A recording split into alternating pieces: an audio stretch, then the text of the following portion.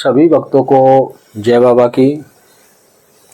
एक बार फिर मैं आप सभी भक्तों के समक्ष उपस्थित हुआ हूँ भक्ति सागर पंचद्वार बराड़ा धाम चैनल के माध्यम से। देखो, विषय तो थोड़ा सा हंसने वाला है, लेकिन कभी कभी ऐसी वीडियो भी बननी चाहिए, क्योंकि जब समाज में कोई हंसने का पात्र बनता है, कोई ऐसा कार्य करता है, तो हंसने वाली बात होती है। और मैं बात क्या करने जा रहा हूँ, किसके ऊपर बात करने जा रहा हूँ? धीरेन्द्र कृष्ण शास्त्री जी के ऊपर बात करने जा रहा हूँ। मैं तो ये कहता हूँ कि अगर जी ना लगाएं तो और अच्छा होगा। वो जी लगाने के लायक ही नहीं है। और क्यों नहीं है, थोड़ा सा मैं आपको हिंट में बताता हूँ। ठठरी बांधने का मतलब क्या आप लोगों को पता है? ठठरी कहते किसे हैं? अनेकों लोगों ने ऑब्जेक्शन उठाए, अनेकों लोगों ने बुरा भला कहा उनको ठठरी शब्द के ऊपर। तब जाकर वो ठठरी शब्द का उपयोग बंद किए। अब नहीं कहते हैं कि ठठरी बांध दूंगा, ठठरी भरे की। लेकिन फिर भी जुबान लड़खड़ाती है, कभी कभी मुख से निकलता है। कोशिश करते हैं कि नहीं बोलूँगा, लेकिन आदत पड़ चुकी है। और जो व्यक्ति कहता हो ठठरी के भरे या ठठरी बांध दूंगा, इसका मतलब तुम्हें पृथ्वी पे रहने की आवश्यकता नहीं है। तुम्हें तो उस जो प्रक्रिया होती है हम इंसानों की, जिसको हम टिकठी का नाम देते हैं, जिस पे हमारी डेड बॉडी रखी जाती है, जिस पे चार कंधे का सहारा दिया जाता है, जिसके माध्यम से हम शमशान भूमि तक लेकर जाते हैं उस मृत शरीर को, उसको कहते हैं ठठरी। असली ठठरी वही होती है और उसी को ठठरी बांधना कहते हैं। कि लास्ट बार, आखिरी बार मरने के बाद जो रस्सी लगती है इस शरीर को सिर्फ अग्नि के हवाले करने के लिए, उसको कहा जाता है ठठरी बांधना। और इन शब्दों का उपयोग जो व्यक्ति करता हो, तो ये सत्य है कि एक ना एक दिन आपकी ठठरी इसी प्रकार ही बंधेगी। और उस वक्त ना ही बालाजी की कृपा काम करेगी, ना ही धीरेन्द्र शास्त्री जी आपके जीवन में गुरु स्वरूप कार्य करेंगे। क्योंकि ये एक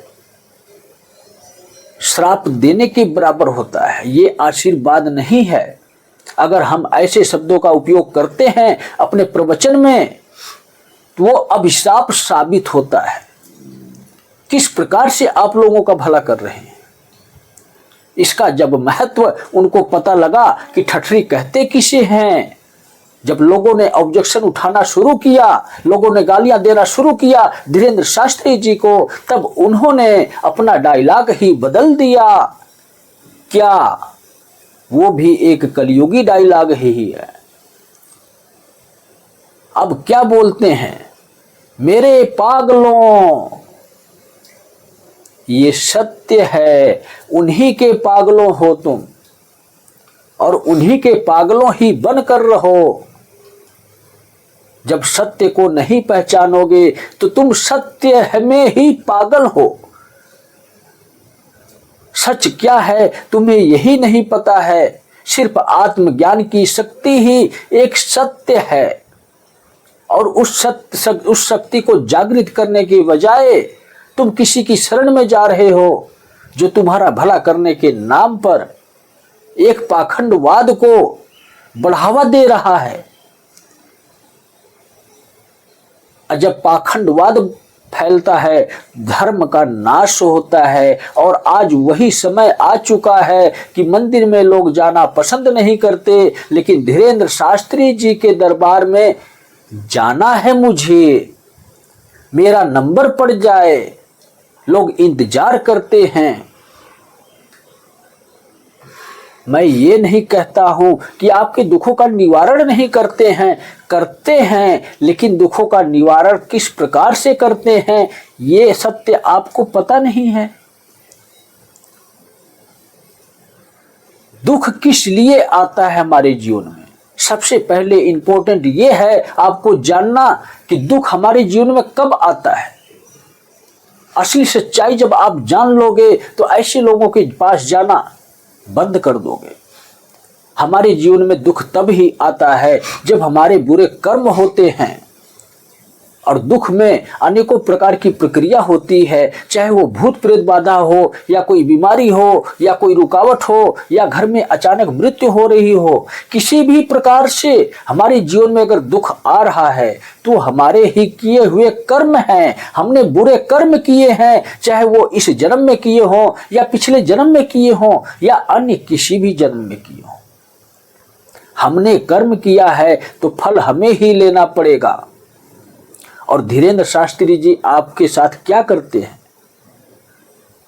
वो सिर्फ और सिर्फ अर्जी के माध्यम से एक सीमित समय तक आपके कर्मों की प्रक्रिया को रोक देते हैं। जो कर्म आपके कटते हुए जा रहे हैं, बुरे कर्म नष्ट होते जा रहे हैं, दुख तकलीफ समस्या के माध्यम से उसको वहीं पर विराम दे देते हैं, उसको वहीं स्थिर कर देते हैं कि तुम कर्म को जब स्थिर कर दोगे, रोक दोगे, तो वो कर्म जिस व्यक्ति ने किए हैं बुरे, तो उसका फल कुछ समय बाद मिलेगा। सिर्फ यही कार्य धीरेन्द्र शास्त्री जी करते हैं। लेकिन मैं क्या करता हूं? मैं बुरे कर्म को नष्ट करवाता हूं, खत्म करवाता हूं। मैं कोई कृपा नहीं बरसाता हूं। हमारे अंदर ये सामर्थ्य नहीं है कि हम कृपा बरसाएं। कृपा उस व्यक्ति पर बरसाई जाती है जो व्यक्ति आत्मनिर्भर होता है, जो किसी के सहारे की जरूरत नहीं होती, जिसको अपने सहारे पर चलता है, उस पर कृपा बरसती है, उसके गुरु की, उसके भगवान की। और गुरु सिर्फ माध्यम बनता है। तो मैं तो सिर्फ आत्मनिर्भर आपको बना सकता हूं। आपको कहीं जाने की आवश्यकता नहीं होगी, क्योंकि मेरा मार्ग आत्मशक्ति को जागृत करने का मार्ग है, जिसके माध्यम से हम आत्मज्ञान भी प्राप्त करते हैं। हमें तो पर्चा बनवाने की आवश्यकता ही नहीं होगी। हमारा पर्चा तो स्वयं हमारे परम पिता ईश्वर परमेश्वर वही बनाएंगे।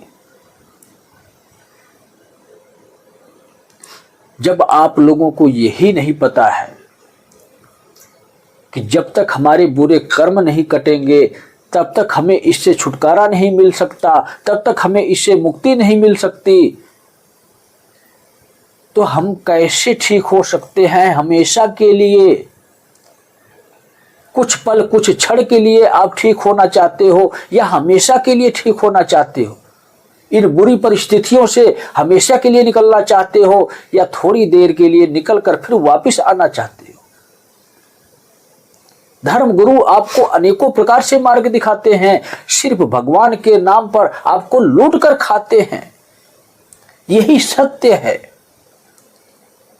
जिसको यही नहीं पता कि क्या शब्द बोलने से सामने वाले को अभिशाप साबित होगा और क्या शब्द बोलने से आशीर्वाद साबित होगा, जो पहले ही आपकी ठठरी बांध रहा हो, जो पहले ही आपको पागलों के नाम से संबोधन कर रहा हो, मतलब सत्य है कि आप पागल ही बनकर रहोगे जब तक उनकी शरण में रहोगे। तो सभी भक्तों को जय।